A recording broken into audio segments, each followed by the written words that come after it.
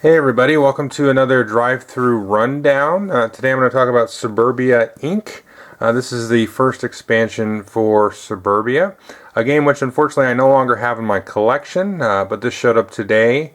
I do have a buddy of mine in my group that has it, and we still break it out, so I'll probably just end up giving this to him. But I figured I'd, in the meantime, break this open, go over the rules a little bit, some of the new additions, and just kind of give you an overall gist of what the expansion is about. Now, one thing that I noticed here that I did not know is that the base game was a winner of the Mensa Select, which is, congratulations, that's pretty cool.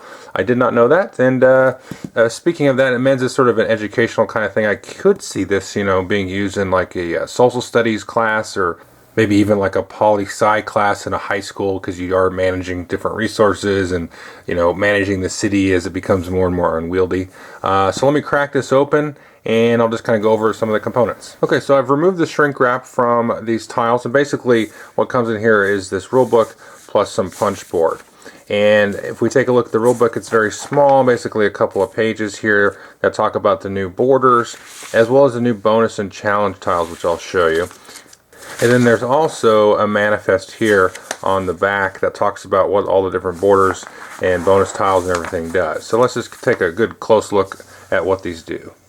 Well, these border tiles are pretty interesting. So if we take a look at here, you can see they kind of define a large piece of area. So we've got a desert, a forest here, we've got an orchard, and what else do we got? We got a sports complex here. So if we take a look at that, you can see sports complex. And then you basically get +1 in this case for each adjacent residence and political building there. And so like let's see what the desert has. So you can get -$10 for each adjacent of these kinds of buildings here. So what these are going to define here is sort of a large block of different types of things. So another example here, let's take a look. Radioactive waste site. That's no good. So that's going to give you, let's see, oh, that says minus. I was going to say that gives you 7 population, but no, there's a little minus there. So you don't want to have anything next to that. Now, the rules say that you can, buy these instead of, a tile. And so if we take a look at here, so you can see this gives you +5 income for some reason, radioactive waste. And the sports complex only gives you +3. So you buy these, and there's a nice little illustration here in the rules I'll just show you. So there's going to be 3 of these face up, and then when you buy a new one, then the other ones come up. But you can actually kind of stick these however you want inside of your suburb. And so you basically just can't be overlapping anything, but you can kind of sort of jam them in there. So that should be some kind of interesting sort of spatial stuff happening with these. So I'm not going to go over all of these, but that's kind of an interesting addition. And there's also this board here, and these are for the challenges and the bonus tiles here. So you can see you're going to put your normal stack of A tiles here, and then your B and C tiles here. But face up on top of B, you're going to put a bonus, just one bonus, and then face up on top of C, you're going to put a challenge. Okay?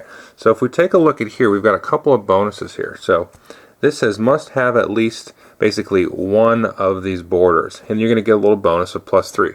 Now, multiple people can satisfy this requirement. So if you got the lake bonus here, it must have at least 2 lakes, and you get +3 income. So this is going to trigger, remember these are going to be face up on top of this stack here. These are going to trigger as soon as you would go and have to add a tile from B here. So basically once you get done with A, this kind of gives you sort of a medium term goal to shoot for. And speaking of goals, there are actually new goals here. So if you take a look at this, you get most of the borders and different things like the fewest of the borders and new things to go with that. And then we've also got here, like I say, a civic challenge here. So this will happen at the start of the C phase. So you're going to get +3 on your reputation if you have at least 5 of the political buildings there. So those would be kind of a new interesting addition to the game. Let's just take a look at some other ones just for fun. But that pretty much is the game. You basically have the new borders and then the bonus and challenges added to the game.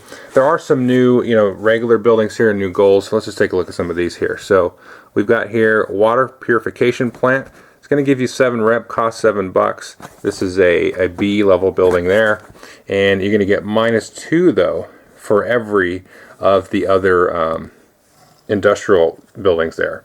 So here's a neat one. We've got an indoor mall. So indoor mall costs you 22 base value, and you get +1 reputation for each of your other businesses there. You've got a lake house here. So some other just kind of nice thematic things. New construction.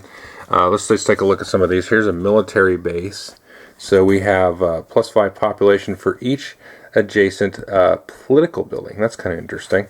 And you get a +1 on the income for that. So this would be kind of interesting. So this may help you sort of tailor strategies and be maybe a little bit more strongly weighted towards certain stronger strategies instead of, not necessarily mixing up things, as much as you would probably without this stuff. So that's kind of interesting.